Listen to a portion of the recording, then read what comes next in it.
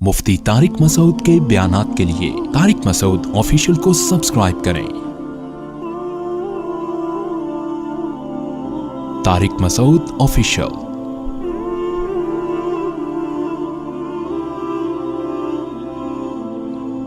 जब भी कोई किसी को पैसे देता है कारोबार की नीयत से, देखो पैसे कर्ज के लिए दिए जाते हैं कभी, और उसकी तारीख मुतय्यन कर दी जाती है कि मैं आपको कर्ज दे रहा हूँ 2 महीने के लिए।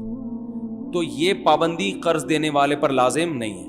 2 महीने के लिए कर्ज दिया, अगले दिन आपकी मीटर घूम गया, आपने कहा वापस, तो आपको हक हासिल है, क्योंकि आपका पैसा है, जब चाहें आप वापस मांग सकते हैं। तो ये 2 महीने 4 महीने महज एक अखलाकी पाबंदी होगी, शरअन इसकी जिम्मेदारी लाजिम नहीं है। जिसका पैसा हो उसको हर वक्त इख्तियार है। उसने कहा था 1 साल बाद लूंगा, लेकिन कल भी वापस मांग सकता है। हाँ, सामने वाला अगर मजबूर है, मोहताज है, देने की कुदरत नहीं है, तो फिर इस्लाम ने तरगीब दी है फनज़िरतुन इला मैसरा, उसे कुछ वक्त मोहलत, ये अखलाकी पाबंदी है। तो और अगर बिजनेस के लिए पैसा दिया है तो फिर इसकी 2 सूरतें हैं। अगर आपने पहले से एग्रीमेंट किया है कि मैं आपको कारोबार के लिए पैसा दे रहा हूं और 1 साल तक पैसा निकालूंगा नहीं, तो फिर 1 साल की पाबंदी लाजिम। और अगर ऐसी कोई बात नहीं हुई थी भाई पैसा दे रहा हूं, तो वो जब चाहो वापस निकाल लो। अलबत्ता अगर वो पैसा कहीं इन्वेस्ट कर चुका है और फौरी निकालने में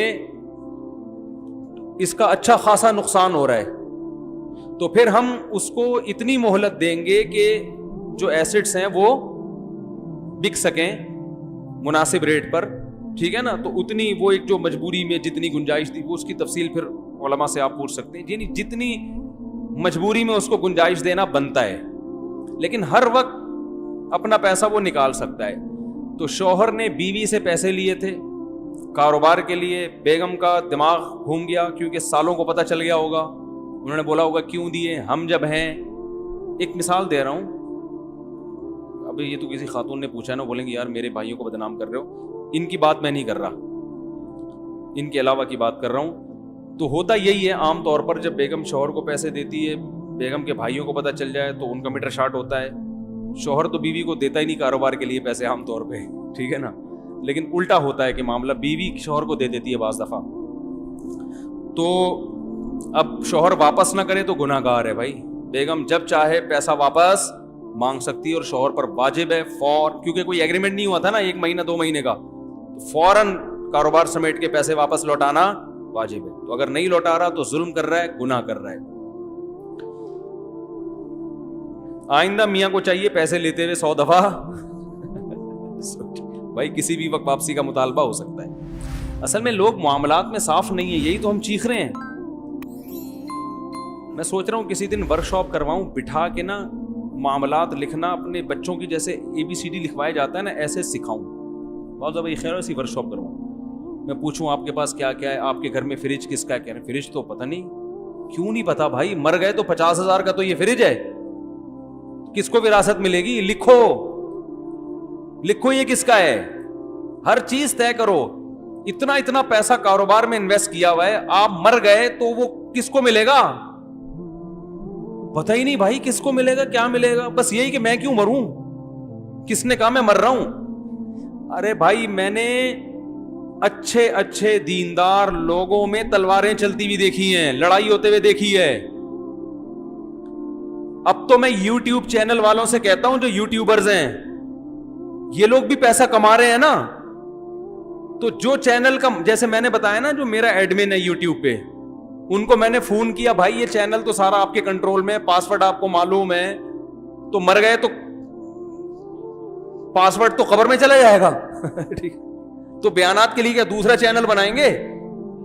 तो मैंने कहा भाई कौन है आपके बाद नामजद, हालांकि जवान लड़के हैं माशाल्लाह, अहमद तालिब, अल्लाह उनकी उम्र में बरकत है, बड़ा काम किया उन्होंने, सारा चैनल वही चला रहे हैं बड़े इखलास के साथ।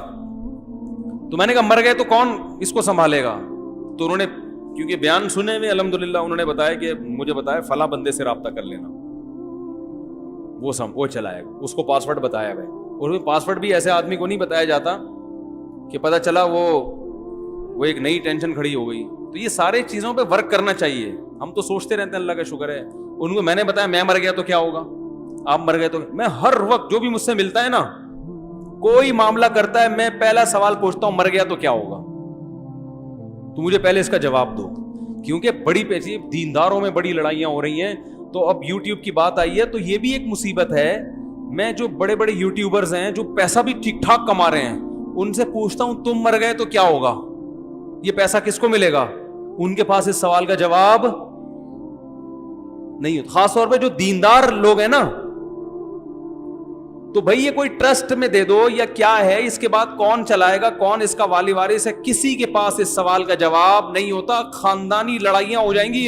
ابھی تو یوٹیوب نیا نیا آیا, اتنی موتیں نہیں ہوئی ہیں, کیونکہ میں نے کہا بھائی جان یہ تو ابھی مستقبل میں ایک نئی جنگ چھڑے گی کہ یوٹیوب کا اونر مر گیا تو یہ چینل بیوی کا ہے, بچوں کا ہے, وراثت جاری ہوگی, کیا ہوگا, کسی کو اس سوال کا جواب عام طور پہ پبلک کو معلوم نہیں ہے. اور پھٹے سامنے آنا شروع ہو گئے, کیسز آنا شروع ہو گئے. ہم نے تو پیش گوئی کی تھی, کیسز بھی سامنے آ گئے ہیں کہ جی فلاں کا انا للہ ہو گیا, ان کا چینل پہ لڑائیاں ہو رہی ہیں اب, کیونکہ مشہور چینل ہو گیا. فلاں کہہ رہے میں یہ اس ویڈیو کا اونر میں ہوں, وہ کہہ رہے یہ کاپی رائٹ کا حق وہ تو یوٹیوب نے دیا ہوا ہوتا ہے جس کو, لیکن شرعی طور پر کون ہے؟ نہیں یار یہ بات دیکھو, ایک میرا پلاٹ ہے, میں اپنے بڑے بیٹے کے کو وصیت کر کے چلا جاتا ہوں کہ میرے بڑے بیٹے کو یہ پلاٹ ملے گا میرے مرنے کے بعد, تو قانونی طور پر بین الاقوامی قانون یہ کہ بڑے بیٹے کو ملے گا. شریعت اس قانون کو نہیں مانتی. ایسے یوٹیوب کا بھی یہ قانون ہے شرعی. سمجھ میں نہیں آ رہی بات کہ آپ کے مرنے کے بعد یہ ہے کس کا؟ اگر ارننگ, کیونکہ بہت سے چینل تو مونیٹائز ہوئے ہوئے ہیں نا جو لاکھوں روپے کما رہے ہیں, میں ان سے کہتا ہوں مر گئے تو یہ پیسہ کس کے پاس جائے گا؟ جس کو پاسورڈ معلوم ہے اس کے پاس جائے گا. نہیں یار یہ بات, تو یہ سب چیزیں پہلے حل کرنے کی ہوتی ہیں. دنیا سے دل نہ لگاؤ, معاملات کیا رکھو ایک نمبر, ہر وقت میں مر گیا تو بس. جس کو اس سوال کا جواب معلوم نہیں ہے مکھنچو ہے وہ, اس کو عجائب گھر میں وہ اپنے بعد والے لوگوں کو ایک لامتناہی جنگ میں ڈال کے جا رہا ہے. جب پلاٹ میں اوپر آپ کا مکان بنا ہوا ہے, منجلا بیٹا اوپر ایک پورشن بنانا چاہتا ہے, جمعے میں بھی میں نے بہت ڈیٹیل میں بات کی ہے اس پہ. منجلا بیٹا, کیونکہ منجلے کا اس لیے کہہ رہا ہوں, بڑا والا تو امریکہ جا چکا ہوتا ہے پڑھ لکھ کے, چھوٹا والا ابھی اسٹیبل نہیں, تو منجلے سارے مسئلے کھڑے کر رہے ہوتے ہیں. منجلے کیا کر رہے ہوتے ہیں, وہ نہ ادھر کے نہ ادھر کے ہوتے ہیں. تو وہ کہہ رہا ہے میں اوپر ابو اس پورشن کے اوپر کیا بناؤں گا, ایک گھر بناؤں. تو فوراً اس سے پوچھو کہ یہ آپ نے اس کے اوپر ایک گھر بنا لیا, نیچے والا تو ابا کا ہو گیا, فرض کرو ابا کا انتقال ہو گیا, پھر کیا ہوگا؟ کیونکہ نیچے والا پورشن تو وراثت میں کیا ہو جائے گا, مشترک. جب مشترک ہو گیا, ایک بھائی کا میٹر گھوما, اس نے بولا میں اسے بیچتا ہوں, مجھے میرا حصہ چاہیے. کیا خیال ہے بھائی جان؟ یا دو کا میٹر گھوم گیا, انہوں نے کہا ہم اسے بیچتے ہیں, ہمیں کیا چاہیے, حصہ. آپ نے اوپر والا اس لیے بنایا تھا کہ نیچے ابا اما رہتے ہیں, اجنبی کو نیچے آپ برداشت نہیں کرو گے, کیونکہ سیڑھیاں اپنے اندر سے ہی, کوئی انٹرنس الگ سے تو ہے نہیں. کسی بھی چیز کا جواب پبلک کے پاس بس بھیڑ چال چل رہا ہے, اوپر اس نے بنا دیا, اوپر اس نے بنا دیا, اوپر اس نے بنا دیا. پھر ہم کہہ رہے ہیں ہم سب کا بنا رہے ہیں, اوپر ہم سب کا بن رہا ہے, سب کا بن رہا ہے. اب دیکھو ایسے کیسز ہو رہے ہیں, ابا کا انتقال ہوا, ایک پورشن ہے, سب مشترک رہ رہے تھے, پیسہ ایک نے زیادہ لگایا ہے اس میں. پیسہ کس نے زیادہ لگایا, ایک نے. اس لیے کہ ابھی تو سب رہ رہے ہیں. او بھائی جب الگ ہوگے تو فیصلہ کرو کہ جس نے زیادہ پیسہ لگایا ہے اس کو الگ سے ملے گا کہ نہیں ملے گا. اس سوال کا جواب پبلک کے پاس نہیں ہوتا, پھر مفتیوں کو پریشان کرتے ہیں. اب ہوتا پتہ ہے کیا ہے, مشترک گھر بنا دیا نا لوگوں نے, کر کیا رہے ہیں, گھر بنا دیا, منجلے بیٹے نے اس میں کچن منجلے بیٹے نے بنا دیا, اس کو کھانے پینے کا زیادہ شوق تھا. واش روم بنا دیا چھوٹے نے, کیونکہ ان کا اکثر ٹائم کہاں گزرتا تھا, واش روم پہ. اس کو چاہیے واش روم اچھا. جو منجلے کو قبض رہتا ہے اس کو واش روم میں دلچسپی, اس کو کچن میں دلچسپی ہے, کچن اس نے اچھا بنا دیا. ایک نے واش روم پہ پیسہ لگایا, کیونکہ اس وقت یہ دماغ میں ہے ہی نہیں کہ ہم مریں گے اور جدا ہوں گے اور وراثت تقسیم ہوگی. اس وقت یہ رہ رہے ہیں بھائی, اس نے نلکا لگا دیا, اس نے کچن بنا دی, کیا جا رہا ہے. اب اچانک سچویشن چینج ہو جاتی ہے. جب ایک کی آپ نے شادی کی تو بیوی ایسی ملی ہے کہ اس کو الگ کرو بھائی, اس کو جوائنٹ فیملی میں رکھنے کا نہیں ہے. اب الگ کریں گے, وہ بولے گا میں نے لیٹرین میں اتنا پیسہ اس لیے تھوڑی لگایا تھا کہ میں کسی اور لیٹرین میں جا کے بیٹھوں. بات آ رہی ہے, مجھے پیسہ دو. تو دوسرے ورثہ کہتے ہیں پیسہ اپنی خوشی سے لگایا ہے نا, قرض تھوڑی دیا تھا. نہیں آ رہی بات. تو ہم پھر اس منجلے سے کہتے ہیں, منجلہ کہتا ہے میں نے 5 لاکھ روپے لگایا اس میں. تو ہم اس سے پوچھتے ہیں لگاتے ہوئے کیا کہا تھا آپ نے؟ میں قرض دے رہا ہوں واپس لوں گا, یہ کہا تھا؟ اور اگر کہا تھا تو سامنے والی پارٹی نے اس رقم کو ایز اے قرض قبول کیا تھا؟ صرف بولنے سے تھوڑی ہوتا ہے. قرض جب آپ دے رہے ہیں تو اگلا مانے بھی تو کہ میں قرض لے رہا ہوں. ارے آپ مجھے لا کے 5 لاکھ روپے پکڑا دیں مجھ سے, اب یہ لو, یہ قرض لے لو. میں کہتا ہوں بھائی میں کیوں قرض لوں تم سے؟ قرض زبردستی تھوڑی ہوتا ہے. اگلا مانے گا کہ میں قرض کے طور پہ لے رہا ہوں, جب آپ کو ضرورت ہوگی واپس کروں گا. اس کی کوئی وضاحت نہیں ہوتی. اچھا جی میں فی سبیل اللہ لگا رہا ہوں, واپسی نہیں ہے. تو فی سبیل اللہ لگایا تھا تو پھر اب واپسی, اب آپ جہاں مرضی رہو, یہ تو کیا ہو گیا؟ فی سبیل اللہ ہو گیا. اور اگر آپ شرکت چاہتے تھے کہ بھائی میں اس طور پہ لگا رہا ہوں کہ اس گھر کی ویلیو میں اس واش روم کی وجہ سے جو اضافہ ہوگا تو میں اس اضافے میں شریک ہوں گا, یعنی میں گھر میں انویسٹمنٹ کر رہا ہوں گھر کی ویلیو بڑھانے کے لیے, تو جتنی ویلیو میرے پیسے سے بڑھے گی مجھے وہ واپس چاہیے. اگر شرکت کا یہ طریقہ باطل ہے, ہوتا نہیں ہے اس طرح, لیکن ایک مثال دے رہا ہوں, کھوپڑی میں تو آ سکتا ہے.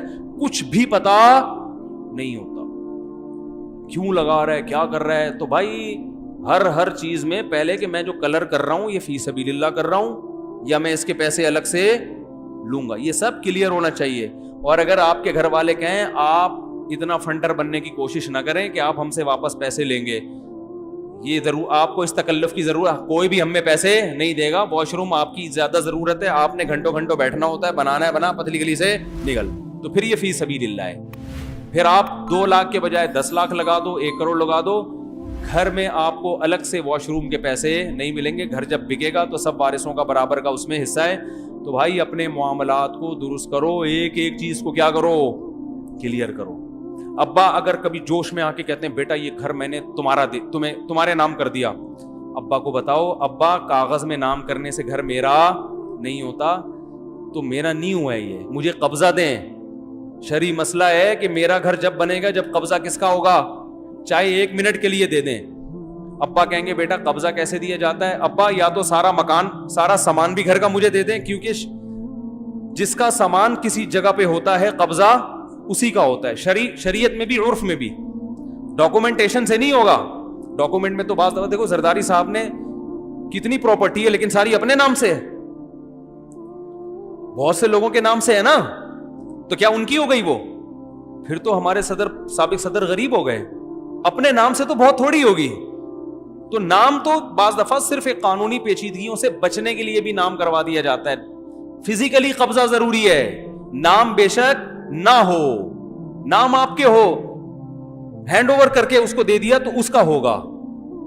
سمجھ میں آ رہی ہے بات؟ تو جب ابا کہتے ہیں کہ یہ گھر میں نے آپ کو دے دیا, تو آپ ابا سے بولیں ابا دیکھو سچی مچی کا دو یا نہیں دو, لٹکاؤ نہیں مجھے درمیان میں. ایسا کام نہ کرو کہ میں آپ کے مرنے کے بعد کیا ہوں, کنفیوز. دینا ہے تو قبضہ دو. قبضے کا طریقہ یہ ہے کہ گھر پورا فرنیچر سامان سمیت مجھے دے دو اور آپ تھوڑی دیر کے لیے باہر چلے جائیں. یہ تکلف کرنا پڑے گا, نہیں یاری بات. اور میں گھر میں رہوں گا تو 1 منٹ کے لیے بھی قبضہ ہو گیا, کس کا ہو گیا؟ میرا ہو گیا. اور اگر سامان سمیت نہیں دینا چاہتے تو پھر آپ اپنا سامان سارا گھر سے باہر نکالیں. ابا کو آئے گا غصہ کہ کیسی باتیں کر رہا ہے, تو پھر اگر غصہ آنے کا خطرہ ہے تو ابا سے بولو ابا آپ نے میرے نام کر دیا, لیکن ویسے جنرل نالج کے لیے بتا رہا ہوں کہ میرا ہوا نہیں ہے یہ, اس میں وراثت جاری ہوگی. پھر ابا کو ٹینشن نہیں دو بلا وجہ کی کہ گھر سے باہر نکلیں, گھر میں آ جائیں, سامان نکالیں, کوئی ٹینشن دینے کی ضرورت نہیں ہے. ابا سے بولیں ابا آپ ہمارے ابا ہیں, گھر بھی آپ کا ہے, آپ 100 دفعہ لکھ کے دے دیں کہ یہ میرا ہے, یہ میرا ہے نہیں, اور اس میں بھائیوں کا حصہ ہے تو میرا نہیں ہے یہ بار بار بتاتے نا کہ خام میں وہ بیچارے اس خوش فہمی میں کہ میں نے بیٹے کو گھر دے دیا. سمجھتے ہو کہ نہیں سمجھتے ہو؟ تو معاملات کلیئر کرو میرے بھائی. ہر چیز میں مہر, یہ کیسز بہت آ رہے ہیں. بیگم کو میں نے پیسے دیے تھے تو میں نے تو سونا بنا کے دے دیا تھا, اب وہ مہر مانگ رہی ہے تو بھائی گولڈ دے دیا نا. تو بھائی تم نے جب گولڈ بنا کے اس کو دیا تھا, یہ بتایا تھا کہ یہ مہر گولڈ کی شکل میں دے رہا ہوں. مہر تو طے ہوا تھا 10 لاکھ روپے, سونا آپ 10 تولے اس کو دے رہے ہو, تو بتاؤ تو یہ مہر ہے. بتائے بغیر دو گے تو یہ گریبی ہے, گریبی, یہ مہر نہیں ہے. وہ سمجھ رہی ہے میرے شوہر نے گفٹ دیا, اب بعد میں مہر کے پیسے نہیں ہے تو کہہ رہے ہیں وہی مہر ہو گیا. ایسے تھوڑی ہوتا ہے. جیسے زکوٰۃ جو ہے نا, بعض لوگ کہتے ہیں ہم نے اس دن ایک غریب کو کھانا کھلایا تھا, وہ غریب کو پیسے دیے تھے, وہی زکوٰۃ فرض کر لیں. ایسے تو پتہ نہیں کتنوں کو کیا کیا کرتے رہے ہو.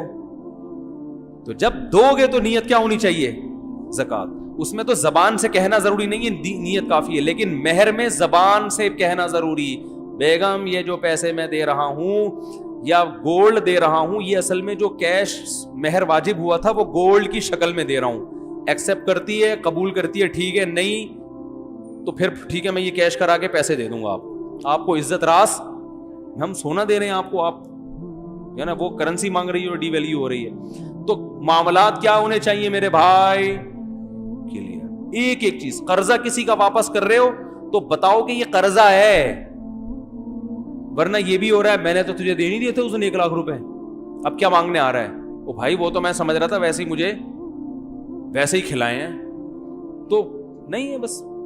اچھا جو معاملات کو کلیئر کرتا ہے لوگ اس کو کنجوس سمجھتے ہیں. بھائی کیا ہے 2 سموسے پکوڑوں کا حساب کر کے بیٹھ رہا ہے تو سموسے پکوڑے کا نہیں کرو, وہ تو کھلاؤ, لیکن جائیدادوں کا تو ہونا چاہیے نا. گھر میں جو بھی بڑا سامان ہے اس کا حساب ہونا چاہیے. اور ایک ایک چیز کا نہیں کہ یہ چمچ میرا ہے, یہ والا چمچ میری بیوی کا ہے, ایسا نہیں. وصیت نامہ لکھو, میں نے ایسے لکھا ہوا بھائی گھر میں جتنا بھی سامان ہے, جو بڑا سامان ہے فرنیچر وغیرہ, وہ کس کی ملکیت میں ہے؟ میری ملکیت میں. البتہ فلاں چیز جو ہے وہ گھر والوں کی ذاتی ہے. 2 موٹی موٹی چیزوں کے بارے میں سمجھتے ہو, یہ لکھ دو, ختم ہو گئی بات. کتنا ٹائم لگتا ہے لکھنے میں, تاکہ آپ کے مرنے کے بعد پھڈے نہ ہو. سمجھتے ہو؟ اللہ کرے سمجھ میں آ جائے, آئے گی نہیں سمجھ میں بات. تو ابھی جا کے نا فوراً فرض کر لو, جیسے ہی بیان ختم ہوتا ہے گھر جا کے بیٹھیں اور فرض کریں کہ آپ مر گئے ہیں. اب ہو کیا رہا ہے, کیا کیا پیچیدگیاں آ رہی ہیں. تو اب آپ سوچو یار یہ بھی مصیبت, فلاں کا پیسہ وہاں پھنسا ہوا ہے, میرے بچوں کو تو معلوم ہی نہیں 2 کروڑ میں نے اس کو دیے ہوئے ہیں, تو بچوں کا حق تو گیا, وہ کون سا دے گا. تو آپ کے سامنے بہت سی چیزیں آ جائیں گی, پینسل پہ لکھ لو اور اللہ کا شکر ادا کرو, مرنے سے پہلے اللہ نے ہمیں شعور دے دیا اور دوبارہ زندگی دے دی گویا کی.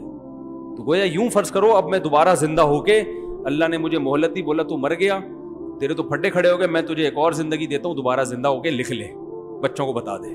ٹھیک ہے, نہیں آ رہی بات. اور اپنے بعد وصی ایسے آدمی کو بنایا کرو جو خود متنازع نہ ہو. مثال کے طور پر باپ ہو آپ, بیٹوں کے پھڈے ہونے کا خطرہ ہے نا, تو اب یہ نہیں کہ میرے بعد یہ بڑا والا بیٹا مسائل حل کرے گا, اس پھڈے کو نمٹائے گا. وہ تو خود ایک خصم ہے, وہ تو خود اس جھگڑے کا حصہ بنے گا, کیونکہ جائیداد میں اس کا بھی حصہ ہے. کیا ہو گیا یار, میں اپنے مالی معاملات میں, اپنی اولادوں میں یا گھر والوں میں کسی کو نہیں, میں نے وصی کہتے ہیں جو آپ کے مرنے کے بعد ان چیزوں کو دیکھے گا, ان میں سے کسی کو نہیں بنایا میں نے.